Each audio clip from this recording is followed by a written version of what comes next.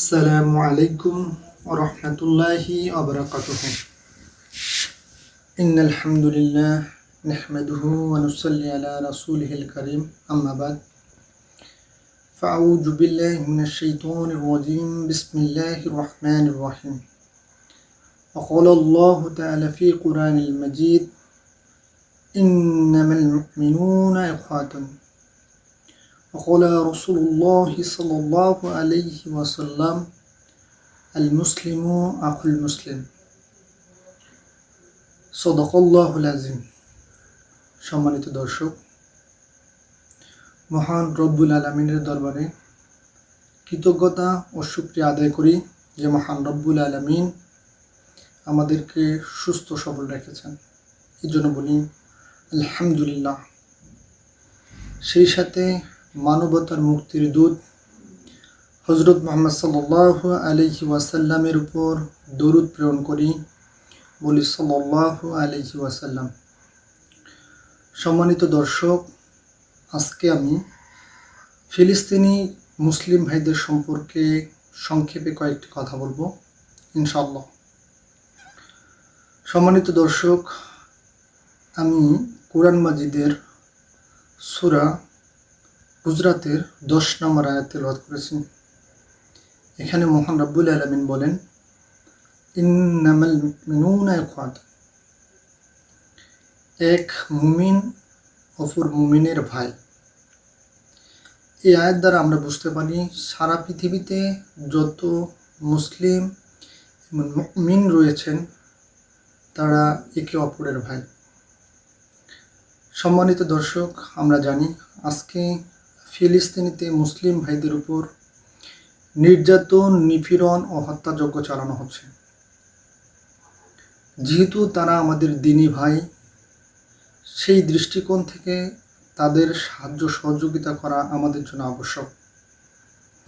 সম্মানিত দর্শক, আমরা জানি মহানবী সাল্লাল্লাহু আলাইহি ওয়াসাল্লাম বলেন আল মুসলিমু আখুল মুসলিম, রাহুল বুখারী।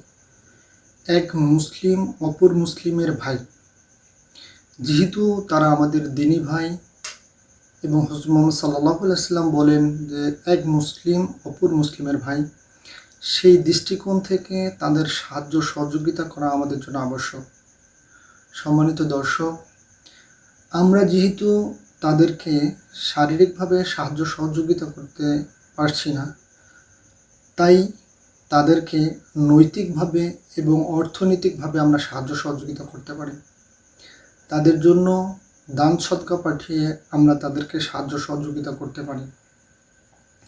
সম্মানিত দর্শক, যেহেতু ধর্মীয় দৃষ্টিকোণ থেকে এবং দ্বীনি দৃষ্টিকোণ থেকে তারা আমাদের দ্বীনি ভাই, এজন্য তাদের সাহায্য সহযোগিতা আমরা করব অবশ্যই। কেননা এ ব্যাপারে হযরত মুহাম্মদ সাল্লাল্লাহু আলাইহি ওয়াসাল্লাম বলেন লা ইয়ারহামুল্লাহ মান লা ইয়ারহামুন নাস। আল্লাহ তাআলা তাদের উপর রহমত বা দয়া করেন না যারা অন্য মানুষের উপর দয়া বা রহম করেন না। এই জন্য আমরা তাদের প্রতি আমাদের সাহায্য সহযোগিতার হাত বাড়িয়ে দিব। যদি আমরা তাদেরকে সাহায্য সহযোগিতা করি, এ ব্যাপারে আমাদের কী লাভ হবে, এ ব্যাপারেও আল্লাহ পাক কোরআন মাজিদের সূরা আনফালের 3 নম্বর আয়াতে বলেন আল্লাযীনা ইউকিমুনাস সালাতা ওয়া মিম্মা রাযাকনাহুম ইউনফিকুন উলাইকাল মুমিনুনা হাক্কান। যারা সালাত কায়েম করে এবং আল্লাহর দেয়া রিজিক থেকে ব্যয় করে, তারাই হচ্ছে প্রকৃত ঈমানদার।